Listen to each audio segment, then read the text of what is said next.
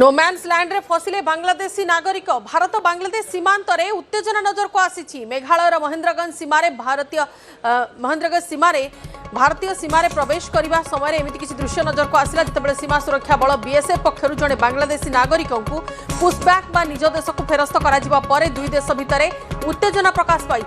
वर्तमान से व्यक्ति जनक दुई देशर सीमा मध्यवर्ती शून्य स्थान बा नो मैन्स लैंड रे फसी रही।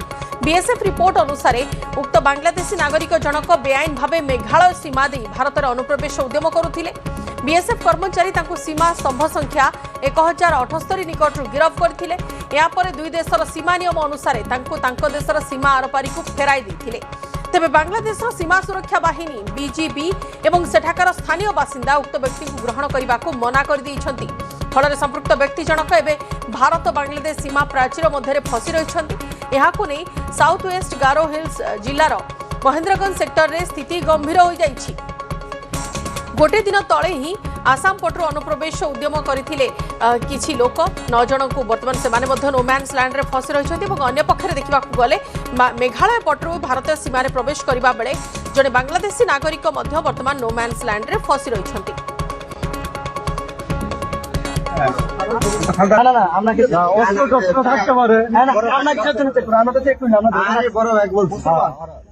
মুসলমান তো তুমি সত্য কথা বলো না।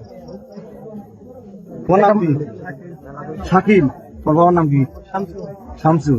তোর গ্রামের নাম কি? নীলদাহাটি।